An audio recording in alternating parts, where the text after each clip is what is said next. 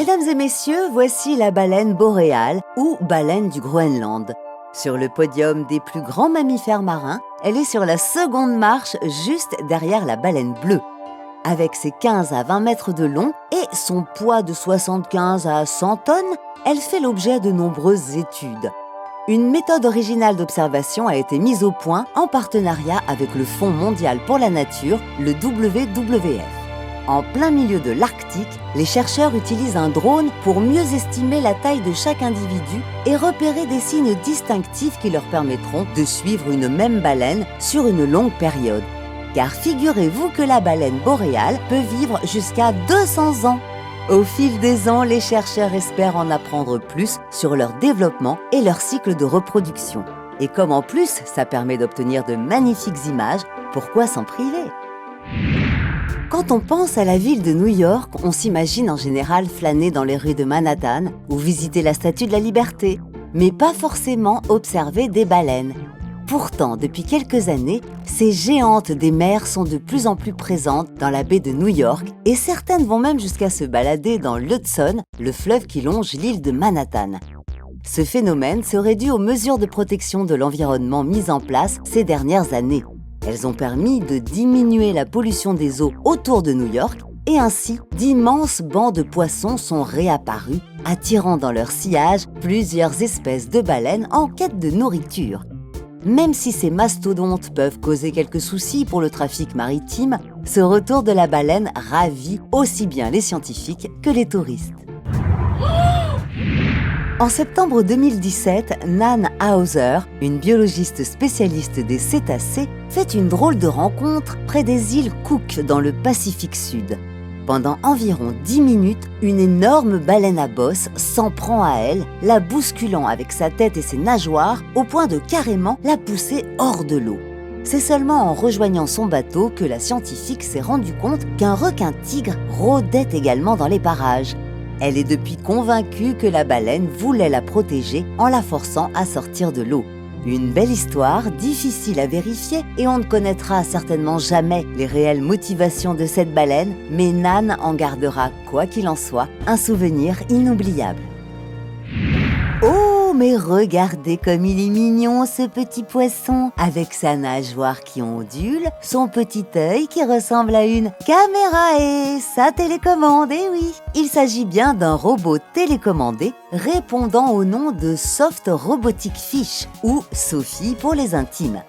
Partant du constat que les outils d'observation habituels, bruyants et envahissants, faisaient fuir les poissons, des chercheurs du MIT ont développé un robot capable de passer quasi inaperçu au milieu de la faune sous-marine. Sophie se déplace grâce à une pompe à eau actionnée par un petit moteur silencieux qui permet de faire onduler sa nageoire en silicone comme si c'était une vraie. Les composants électroniques sont intégrés dans la tête elle-même imprimée en 3D et le tout est dirigé par ultrasons via une simple manette de jeu. Les scientifiques ont déjà observé des poissons nager en banc avec le petit robot et espèrent, grâce à lui, révéler certains mystères de la vie aquatique. Moi, je suis super forte aux jeux vidéo. Je peux essayer aussi ? On connaissait déjà les poissons volants, mais avez-vous déjà vu des raies volantes ? Non ? Alors regardez ces magnifiques raies Mobula, une espèce qui peut atteindre 5 mètres d'envergure et qui fait de spectaculaires bonds hors de l'eau. Pourquoi, me direz-vous ? Mais pour l'amour, bien sûr. Leur but est de sauter le plus haut possible et faire un maximum de bruit en retombant et ainsi signaler leur présence à de futurs partenaires. Un conseil, n'essayez pas de faire pareil à la piscine. Non, ça risque de faire un peu mal au ventre et je doute que ça vous attire autre chose que des moqueries. Partis en quête de thon dans le golfe du Mexique, ces pêcheurs ont d'abord eu la surprise de tomber nez à nez avec un requin marteau. Quelques minutes plus tard, un autre requin fait son apparition, avec lui aussi une envie de pêcher. Aïe aïe aïe! Il s'agit d'un requin-tigre qui peut avaler à peu près tout ce qui lui tombe sous la dent, y compris d'autres requins. Le pauvre requin-marteau en fera malheureusement les frais. Même quand on est un prédateur de plusieurs mètres de long, on n'est jamais à l'abri de tomber sur un plus gros poisson. À prédateur, prédateur ennemi comme on dit. Puisqu'on vous dit que le requin-tigre mange de tout, cette fois, c'est à une tortue qu'il essaye de s'en prendre. Sauf que cette dernière possède une carapace, et ce n'est pas juste pour faire joli. Bon, s'en sortir face à un tel monstre nécessite tout de même une technique particulière. À chaque attaque, la tortue s'arrange pour être dos au requin et à la perpendiculaire par rapport à sa mâchoire. Le squale ne bénéficie ainsi d'aucune prise pour planter ses dents. Précisons quand même que ce genre de combat se termine le plus souvent à l'avantage du requin. Mais cette fois, c'est la tortue qui sortira vainqueur. Bravo, petite tortue!